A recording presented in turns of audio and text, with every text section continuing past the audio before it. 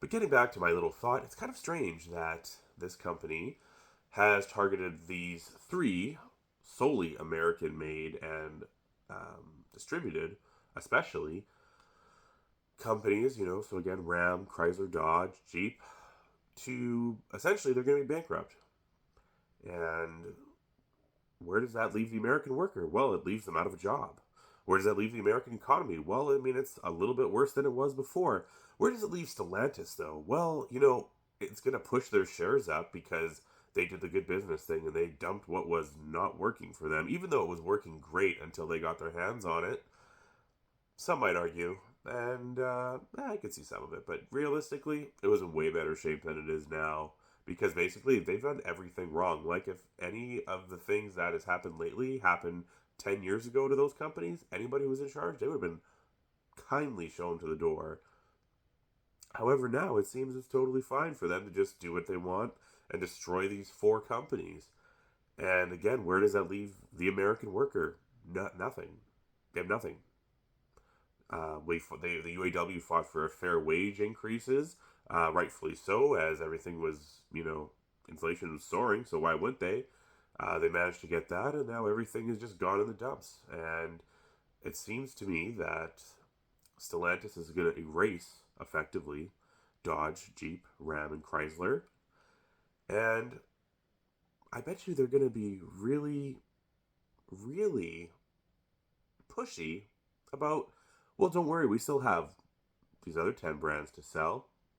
Now that they've gotten a hold of that, they've stolen, look at the Alfa Romeo, they've borrowed slash, let's just say stolen, some of the Dodge architecture on their latest. The Dodge Hornet is essentially the Alfa Romeo Tonale, rebranded and slightly more expensive. So they'll just continue using some of that and selling us those cars. And by the way, almost all of those branded cars that are from Stellantis, Alfa Romeo, Citroen, to name a couple, guess where they're manufactured? Not in America. Not in America. Manufactured overseas. It's an imported vehicle. So I'm left thinking that some of this feels like it's on purpose. Because if I wanted to start a war in the automotive industry and I wanted to sell my cars in a market that maybe they didn't sell so well, I would probably buy up some companies and shut them down. And that feels like that's exactly what's happening right now. And the government, I don't care which one you vote for, Trump, Biden, Harris, where are they? Why aren't they talking right now about what's kind of been going on here? And I'm sure at some point they will have to get involved because that just seems to be what happens in the form of a bailout or something. And, the corporate greed will just scoop that money, pull it out, and in a few years we'll be back in the exact same place we are right now, which is overpriced vehicles that nobody wants to buy and the quality issues that nobody wants to buy. And everybody likes to blame the UAW workers, but guess what? They aren't the engineers. They aren't the production managers. They are not the people that are picking the materials. At least not mostly. For the most part, these are hard-working American folks trying to earn a living and trying to live the American dream. And it's being taken away from them. And it's very unfortunate to see. Because as that happens, you will see more of these imported vehicles targeted into America. We don't have to look very far. Look at China's trying to get their truck in really bad, the BYD. By all accounts, looks like they make some pretty good stuff, but it's just more competition in a really very, very polluted marketplace, in my opinion. There's so many brands. And, we could say, oh, well, in the 1900s, there was over 100 car brands. Sure, most of them died, but the ones that have kind of stuck around all these years, they've been around for a long time. And if we look at who's doing great success in America, it's really not the local brands. It is all imported. And maybe they don't have the same issues that, we're seeing here with Stellantis. Hyundai's had great success. I personally owned an 18 Elantra. It's probably one of the best cars I've ever bought. I'm not going to lie.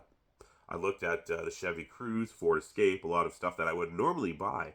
And the Elantra was miles ahead in every way, shape, and form. You could not even try and convince me that it was a sub or an inferior made vehicle, I should say. I don't know if anybody ever noticed this. I don't really edit a whole lot of stuff. I know that YouTube's kind of, you know, everybody's little idea of TV, but I kind of like the raw, unfiltered stuff. And you know what I find with all the outrageous amounts of AI and editing, that we kind of miss that, right? So, just a little tidbit, just in case anyone was kind of curious, even though you weren't, but I'll give it to you anyway. But getting back on track, I don't like what's going on right now in those boardrooms in Stellantis. And I don't like what it's doing to America or the North American economy for that matter, because we are the ones that are directly affected, and it might not feel like much now, but these plants that potentially are going to go idle down, shut down, sold, whatever is going to happen, these are billion-dollar manufacturing plants, and they supply thousands and thousands of good-paying jobs. And when those people don't have jobs, we suffer. And I really hope that, I know someone's going to call it a conspiracy, but right now, it sure feels like fact. Because before Stellantis took over, you could walk into your Dodge, Jeep, Chrysler, and you could buy an affordable vehicle. The Ram Classic was, sure, they made the same model for a long time, but you could buy that truck for like $30,000. Now they're trying to offload them for $50,000, $60,000, $70,000. No one's buying them. When Stellantis took over, they literally said they wanted to turn it into a luxury brand.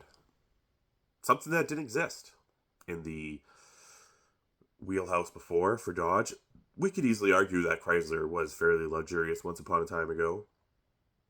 That ship has long since sailed, clearly. And now they only sell one vehicle? Like, what's the point? It only ties into the idea that they're going to shut it down. You have a whole car brand and they're selling one vehicle? Crazy.